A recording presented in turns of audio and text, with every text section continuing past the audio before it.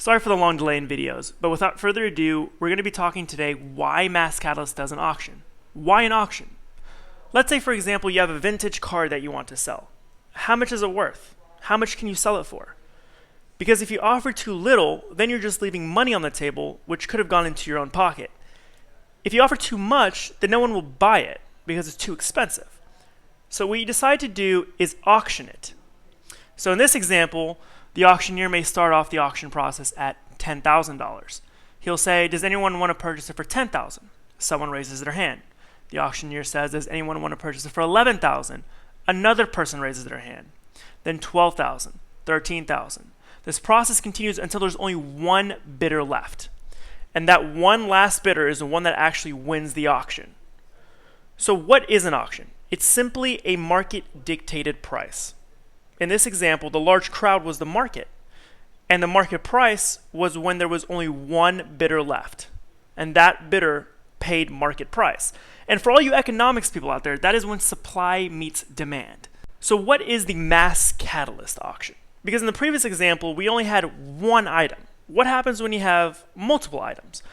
Well, let's say you use an apartment complex as an example. Let's say you own an apartment complex, and there are 100 apartment units in this complex. You want to sell 10 apartments, 10 of these 100 units for $1,000 each. Then you start the bidding process. The first bidder comes in, or the first tenant, the first future tenant, or the buyer says, I'll purchase one of these units for $1,000. Then the second purchaser says, well, I'll purchase one unit as well for $1,000. The third person comes in, the fourth person comes in, all bidding at $1,000. This process continues until all 10 units are sold. Now, what happens if the 11th bidder wants to come in? Well, since all 10,000 were already sold at $1,000, then the 11th bidder has to come in at a higher price, at $1,100. Then the 12th bidder has to come in at also at $1,100. This process continues until all 10 are bought at $1,100. Now, what if there's a 21st bidder? The same exact premise. They have to pay a higher price. They come in at $1,200. The process continues until all 10 are bought at $1,200. Let's think about it this way. You can think of the apartment complex as the business, and you want to sell 10 shares of your business. You have 100 shares, and you want to sell 10 shares. Now, what we can do is auction these 10 shares out.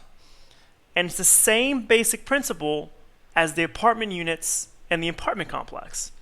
You're selling shares in your business. And you have bidders bidding on those shares, and you let the market dictate the price. For investors, you get to set the valuation or the value you think each share is worth in the business. And as a business, you will never have to guess what the market value of your business is, because the market will validate it for you.